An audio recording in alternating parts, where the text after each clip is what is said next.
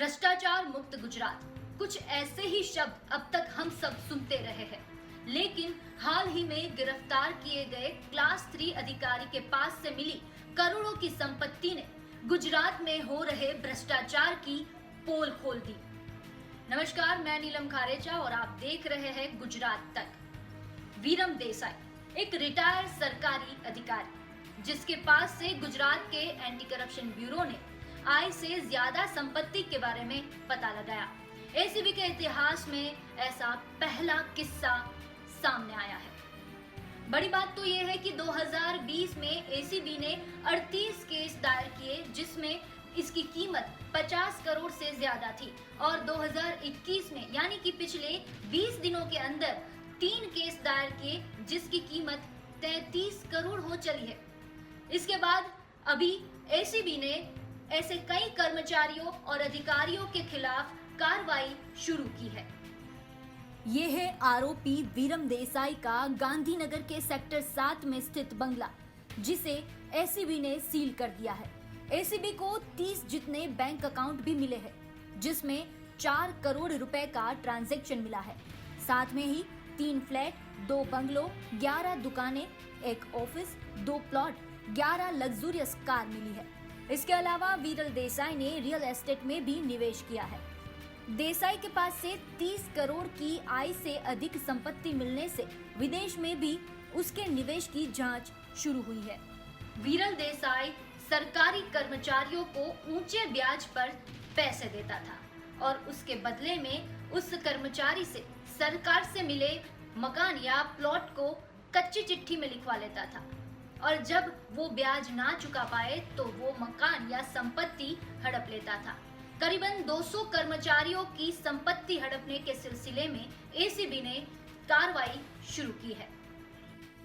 वर्ष 2014 में 258 केस करके 433 लोगों के खिलाफ कार्रवाई करके 26 करोड़ जब्त किए।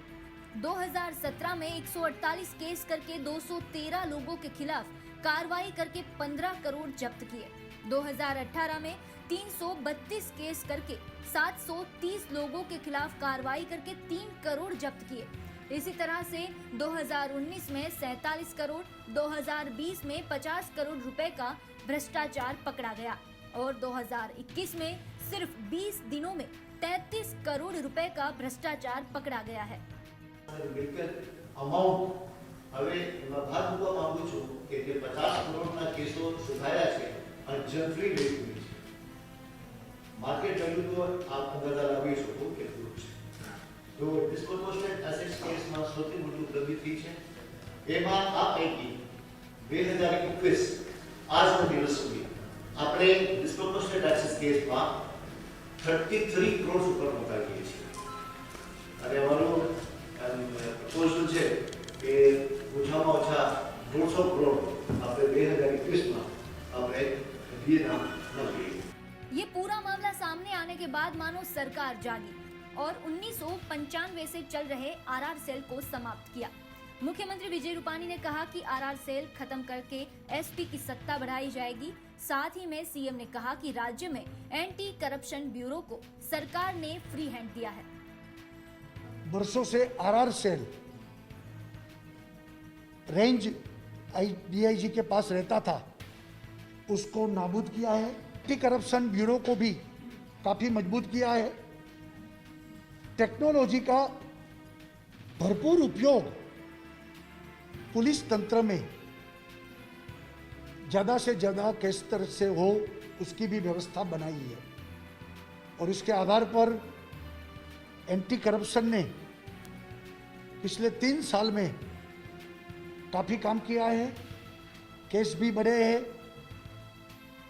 जो कर्मचारी की इनकम उससे ज्यादा प्रॉपर्टी उसका भी जांच हो रही है। ये तो सिर्फ एक ही मामला है जिसमें ये सरकारी बाबू अपने पूरे करियर के दौरान करोड़ों रुपए का भ्रष्टाचार करता रहा, और वह रिटायर भी हो गया, जिसके सालों बाद सोई हुई सरकार का प्रशासन जाग उठा और आखिरकार ये मामला सामने आया। पर बात यहाँ पर खत्म नहीं होती।